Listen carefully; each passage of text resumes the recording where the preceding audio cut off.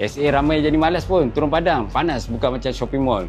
Lebih sejuk, nyaman apa semua. Kat sinilah kadang-kadang jadi drama. Customer jumpa salesman A hari ini, besok dia datang showroom, boleh jumpa salesman yang lain.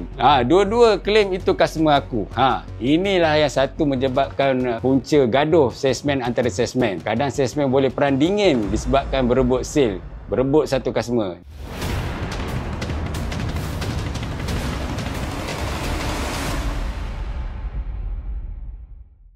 Assalamualaikum, saya Khalil Ratif daripada Kareta.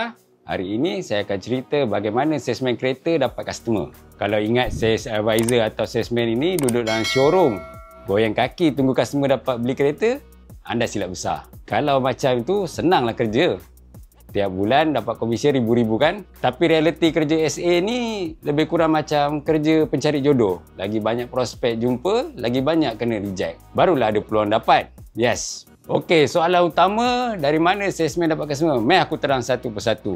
Yang pertama adalah daripada showroom. Yang ni kita orang panggil walk-in customer. First kali showroom duty lah. Waktu salesman kena menjaga showroom. SA kena jaga showroom ikut jadual. Salesman bukan hari-hari dia kerja yang sama, jaga showroom setiap hari. Sebab itu kalau kau datang showroom kereta 2-3 kali, muka SA confirm lain-lain. Takkan sama. Kat sinilah kadang-kadang jadi drama. Customer jumpa salesman A hari ini, besok dia datang showroom, boleh jumpa salesman yang lain. Dua-dua claim itu customer aku. Inilah yang satu menyebabkan punca gaduh salesman antara salesman. Kadang salesman boleh perang dingin disebabkan berebut sale, berebut satu customer. Jadi pro tip kepada customer, ingat nama SA yang pertama yang kau jumpa. Save nombor dia, jangan sampai orang lain kena tibai komisen dia. Okey, yang kedua, roadshow. Pernah nampak kereta display di shopping mall? Inilah kerja SA yang kedua untuk mendapat customer. Target dia orang yang malas datang showroom. Kenapa?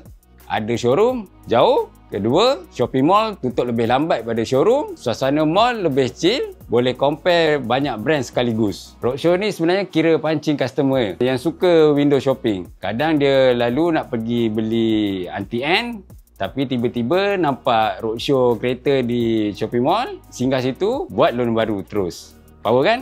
Yang seterusnya yang popular zaman sekarang, iklan di media sosial lah. Zaman dulu, SA kena bergantung pada surat khabar, majalah atau masuk website mudah.my yang lepas tu yang lain-lain. Sekarang semua dah berpindah pada Facebook, Instagram dan TikTok. Ada SA siap buat video ala-ala influencer review kereta. Style bro.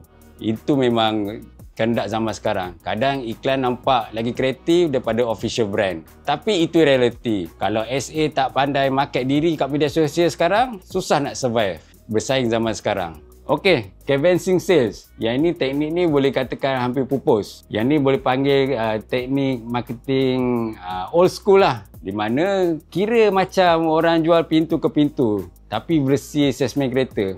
Bersih dia, salesman bawa kereta test drive itu ke tempat tumpah orang ramai. Tempat restoran yang kawasan office. Zaman saya dulu, saya selalu bawa ke masjid sembahyang Jumaat.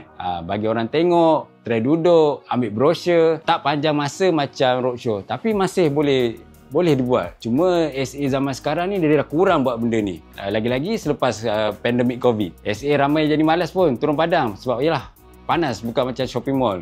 Lebih sejuk, nyaman apa semua. Okey, kesimpulan jadi salesman kereta ni nak dapat customer bukan daripada satu channel saja. Ada yang dari showroom, ada dari mall, ada dari networking, ada dari iklan, ada yang juga yang turun padang buat canvassing. Lagi banyak jaring yang kau bentang, lagi banyak ikan masuk. Sama macam konsep dating apps. Kau tak boleh harap satu swipe je untuk terus dapat jodoh. Kena try banyak kali, kena sabar, baru dapat matching yang betul. So, kalau lepas ni kau jumpa SA, jangan ingat kerja dia senang duduk, tunggu komisen je. Diorang sebenarnya pahlawan yang reda. Hari-hari kena reject, tapi tetap jalan terus sebab dia tahu ada yang yes, akan bayar penat lelah semua ni. Respect babe.